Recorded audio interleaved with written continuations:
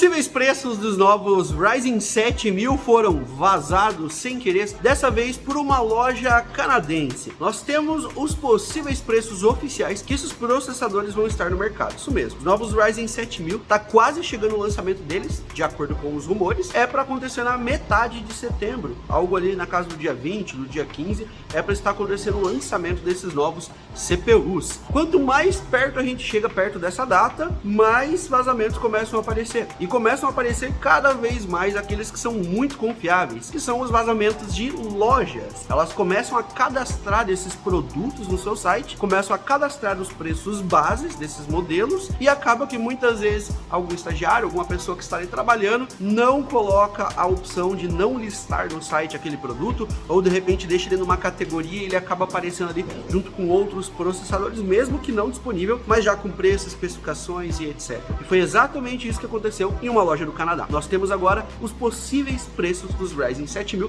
que eu vou comentar aqui. Vou pegar a folhinha porque a lista é gigante e eu quero fazer até um paralelo para vocês. A começar pelo Ryzen 9 7950X, que ele é o processador de 32 threads e ele vai estar no custo de $892. Esse custo já é convertendo para o dólar americano, porque o dólar canadense é um pouco mais desvalorizado, então custa cerca de 1.100 e alguma coisa dólares canadenses. Convertendo para o dólar americano fica $892 americanos. É um preço aí que é cerca de 20% mais caro do que os processadores das gerações anteriores. Só para vocês terem como comparação, o Ryzen 9 3950X custava $749. Quando lançou em 2020 o 5950X, ele custava $799, o que teve um acréscimo de 7%. Se comparado com o de terceira geração para o 7000 agora, nós estamos falando de 20% a mais de incremento no seu preço. Dando sequência, tivemos o Ryzen 9 7900X, que ele tem 24 threads e o seu custo é de $608 americanos, que nós temos aqui, se comparado com a terceira geração dos processadores Ryzen, um acréscimo ali na casa dos 22%, é bastante coisa. O Ryzen 9 3900X, ele custava ali na casa dos $499 e agora já pulou para casa dos $608, então um acréscimo considerável também. Quando chegamos na casa dos Ryzen 7, nós estamos falando de Ryzen 7 7700X, ele vai ter o custo teoricamente de $480 americanos, o que é 20% mais caro do que os Ryzen 7, por exemplo, 3800X lá da geração 3000, que era $399. E agora pulando para o Ryzen 5, nós temos aqui o Ryzen 5 7600X, que ele tem o custo de $330 americano. Esse sim teve um acréscimo bem grande se comparado ao 3600 da geração 3000. Nós estamos falando de algo na casa dos 32% de acréscimo, pulando uma geração que seria a 5000, por exemplo. Na 5000 o acréscimo seria de 20%. Então, ao passar das gerações, o que mais está sofrendo com os acréscimos de preço é os Ryzen do segmento 5. Então, o Ryzen 5 geralmente são os modelos que estão tendo maior acréscimo. 32% é bastante coisa. Vale lembrar que junto com esses processadores, apesar de ele ter a mesma contagem de núcleos e threads, para todos esses modelos nós vamos ter acréscimo na performance. E esse acréscimo na performance, pelo menos no Zen 4, de maneira geral, não falando de nenhum modelo específico, esse acréscimo fica na casa dos 8 a 10% quando nós falamos de IPC.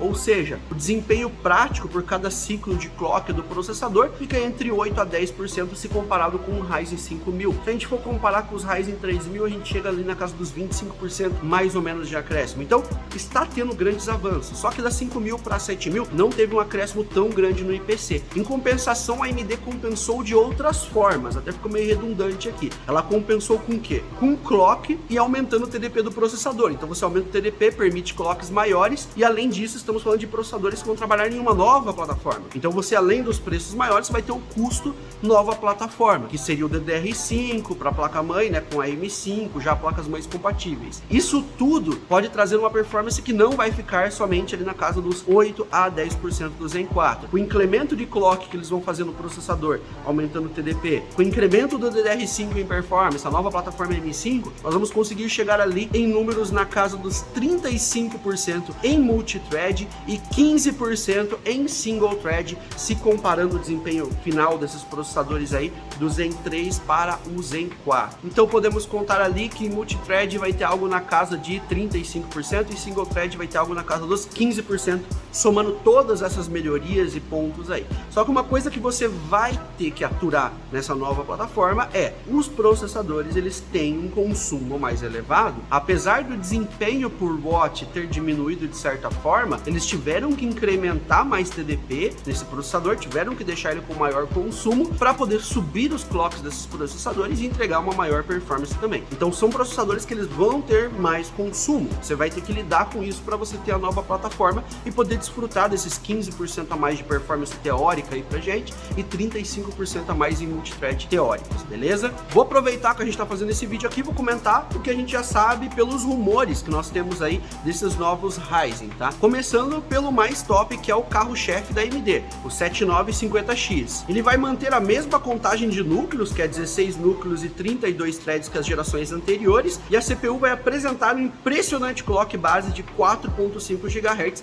indo do boost até 5.7 GHz, o que deve torná-lo 200 MHz mais rápido do que os processadores Alder Lake, como por exemplo o Core i9 12900KS da Intel, que possui uma frequência ali que vai no núcleo, né, em um único núcleo, na casa dos 5.5 GHz mais ou menos. Então parece que a AMD ela está literalmente extraindo cada megahertz a mais que poderia ter dentro desse novo TDP de 170 watts. Lembrando que o PPT desses processadores é de 230 watts, para o chip Ryzen 9 no caso, né? Quanto ao cache, nós temos ali um cache que é de 80 MB do processador, que isso inclui 64 MB de cache L3, que seria 32 MB por CCD, e 16 MB de cache L2, 1 MB por cada núcleo. Quando pulamos para o irmão mais básico dele, que seria Ryzen 9 ainda, é o Ryzen 9 7900X, ele teria 24 threads e 12 núcleos reais, mantendo a mesma contagem da geração 5000, por exemplo. O seu clock ele vai ser no base a 4.7 GHz e no boost até 5.6 GHz em um único núcleo. O CPU ele vai ter ainda o TDP de 170 watts como o 7950X e ele recebe 76 MB de cache. Esse cache é L3, seriam 64 MB de cache L3 e 12 MB de cache L2. A CPU ela também terá posicionamento similar ao Ryzen 9 5900X no mercado atualmente. Quando pulamos para a Ryzen 7, por enquanto nada de um modelo 800X, nós vamos falar de um 700X, então seria Ryzen 7 7900X, tá? Seria esse o novo representante dos Ryzen 7 dentro dessa nova geração, pelo menos no início. 8 núcleos reais, 16 threads no total, e esse processador teria um clock base de 4.5 GHz e no boost até 5.4 GHz. O TDP dele é de 105 watts e a CPU recebe aí um cache de 40 MB, que vai ser 32 MB de cache L3 no CCD dele, que seria apenas um CCD, e 8 MB de cache L2 dos núcleos em 4. Uma coisa interessante de notar nesse processador é que não temos teoricamente o lançamento de um 7800X, por exemplo, nesse primeiro momento. E deve ter um motivo muito claro para não ter esse processador agora. Provavelmente esse modelo X, o 7800X, ele não vai ser somente 7800X, ele vai ser um 7800X 3D. E esse processador com cache 3D, segundo os rumores,